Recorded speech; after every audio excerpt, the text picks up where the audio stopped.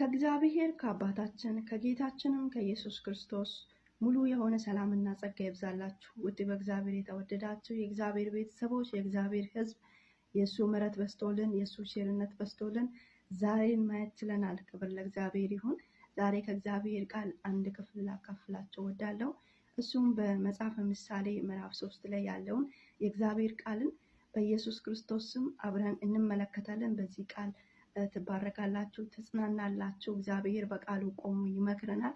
መናገር የሚፈልገውን እግዚአብሔር በቃሉ ይናገረናል። ክብር ለእግዚአብሔር ይሁን። መስማት እንግዲህ የሚጠበቅብን እኛ ነን። ቃሉን የሰማነው ደግሞ በሕይወታችን መተግበር ያለብን እኛ ነን። ክብር ለእግዚአብሔር ይሁን። እግዚአብሔር ሲናገረን ከቃሉ ወደ ሕይወታችን ከቃሉ ወደ ራሳችን እንድንማርበት እንድንጽናናበት ተስፋ የቆረጥነው ሰዎች ካለን ተስፋችን እንደገና በዚህ ቃል እንድታደስ እግዚአብሔር ሁሌ ለኛ ቃል አለው። ክብር ለኢየሱስ ይሁን። ሁሌ ለኛ እግዚአብሔር የሚናገር ነገር አለ። መስማት እንግዲህ የራሳችን ድርሻ ነው። ክብር ለእግዚአብሔር ይሁን።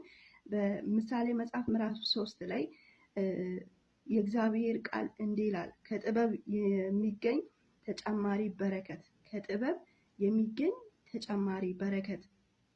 ልጄ ወይ ትምህርቴን አትርሳ፣ ትእዛዜን በልብ ጠብቅ። ቀኖች ይጨምሩልሃል፣ ዓመቶችም ይረዝማሉ። ሕይወት ሀብትና ሰላም ይበዛልሃል። ፍቅርና ታማኝነት ከቶ አይለዩ። በአንገት ዙሪያ እሰራቸው፣ በልብ ጽላት ላይ ጻፋቸው። በዛን ጊዜ ሞገስና መልካም ስም በእግዚአብሔርና በሰው ዘንድ ታገኛለህ። በፍጹም ልብ በእግዚአብሔር ታመን፣ በራስህ ማስተዋል አትደገፍ። በመንገድ ሁሉ እርሱን ይወቅ፣ እርሱም ጎዳናህን ቀና ያደርግልሃል ይላል። ክብር ለእግዚአብሔር ይሁን። ልጄ ወይ ትምህርቴን አትርሳ፣ ትእዛዜን በልብ ጠብቅ። ልጄ ወይ ትምህርቴን አትርሳ፣ ትምህርቴን አትርሳ። እህቶቼ ስንቶቻችን ነው ዛሬ የእግዚአብሔርን ቃልን በሕይወታችን ላይ የተገበርነው ያለነው የሰማነው ያስተዋልን ያለነው ስንቶቻችን ነን? ልጄ ወይ ትምህርቴን አትርሳ፣ ትእዛዝን በልብ ጠብቅ። የክርስቶስን ትእዛዝ ስንቶቻችን ነው እየጠበቅን ያለ ነው? ክርስቶስን መስለን ስንቶቻችን ነው እየኖርንን ያለ ነው? የእግዚአብሔር ትእዛዝ ስንጠብቅ የእግዚአብሔር ትምህርትን ስናስተውል የሚጨመርልን የሚሆንልን ነገር አለ። እሱ ምንድን ነው? ቀኖች ይጨምሩልሃል፣ ዓመቶችም ይረዝሙልሃል። ምን ስናደርግ? የእግዚአብሔር ቃልን ስንጠብቅ፣ የእግዚአብሔር ትምህርትን ስንጠብቅ፣ የእግዚአብሔር ሕጎችን ስንፈጽም እድሜያችን በዚህ ምድር ላይ ያለነው እድሜያችን ይረዝምልናል፣ ዓመቶቻችን ይጨመርልናል። ስለዚህ ምን ማድረግ አለብን?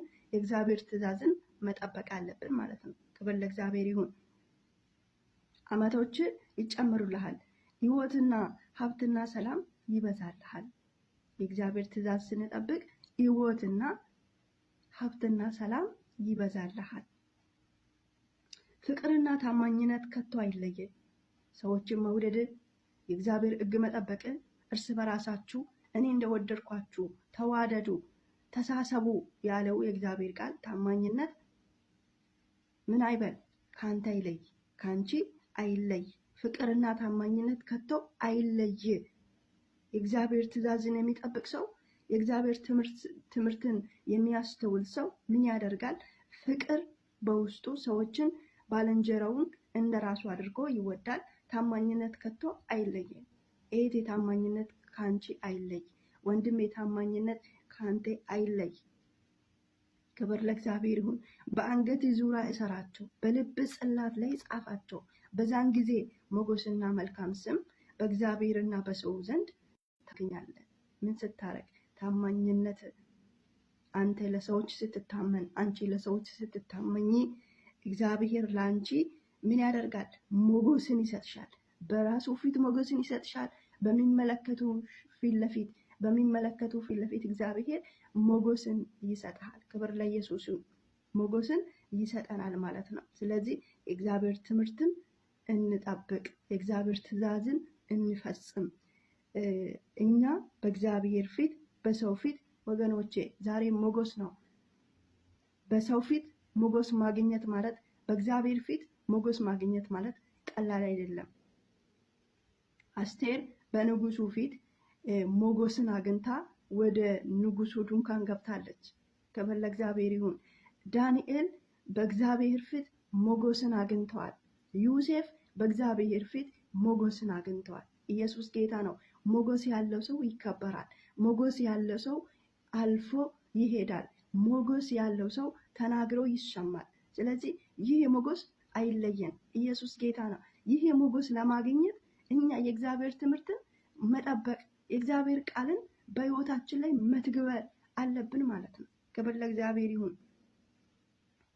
በዛን ጊዜ ሞገስና መልካም ስም በእግዚአብሔርና በሰው ዘንድ ታገኛለህ። በፍጹም ልብ በእግዚአብሔር ታመን። በፍጹም ልብ በእግዚአብሔር ታመን። ሳትጠራጠሩ እግዚአብሔር ትለኛል፣ እግዚአብሔር ወይ እንዴት ሆናለሁ ሳትሉ በፍጹም ልብ ቃሉን ታመን። በእግዚአብሔር ላይ ታመን። እግዚአብሔር ያሰብሽውን ይፈጽምልሻል። ያሰብከውን እግዚአብሔር ይፈጽምልሃል። ክብር ለእግዚአብሔር ይሁን። በራሴ ማስተዋል አትደገፍ፣ በመንገድ ሁሉ እርሱን እወቅ፣ እርሱ ጎዳናህን ቀና ያደርግልሃል። እኔ የተማርኩ ነኝ፣ እኔ እውቀት አለኝ፣ እኔ ገንዘብ አለኝ፣ እኔ መልክ አለኝ ብለህ አትደገፍበት። ሁሉም የሚጠፋ ነገር ነው። ሁሉም ሸምበቆ ነው። ኢየሱስ ጌታ ነው። ከፀሐይ በታች የሚታመነው ነገር ምንም ነገር የለም ካለ እግዚአብሔር ሌላ። ሁሉም ነገር ይሄዳል፣ ሁሉም ነገር ይመጣል። ስለዚህ ሁሌም መታመን ያለብን የማይጥለን ሕይወቱን አሳልፎ ለኛ የሰጠው እግዚአብሔርን መታመን አለብን። ክብር ለእግዚአብሔር ይሁን። በራሴ ማስተዋል አትደገፍ፣ እኔ ጠቢበኛ አትበል፣ እኔ አዋቂ ነኝ አትበል። እግዚአብሔርን ታመን። እግዚአብሔርን ስትታመን ጎዳና ቀና ይሆንልሃል፣ ጎዶሎ ይሞላል፣ ተስፋ እንደገና ይለመልማል፣ እግዚአብሔር እንደገና ያሻግርሃል። ክብር ለእግዚአብሔር ይሁን። በመንገድ ሁሉ እርሱን እወቅ፣ እርሱ ጎዳናህን ቀና ያደርግልሃል። በራስ አስተያየት ጠቢብ ነኝ አትበል፣ እግዚአብሔርን ፍራ፣ ከክፉም ራቅ። ይህም ለሰውነት ጠግን፣ ለአጥንት ልምላሜ ይጨምርልሃል ይላል። ኢየሱስ ክርስቶስ ጌታ ነው። በራስ አስተያየት ጠቢብ ነኝ አትበል፣ አትመካ።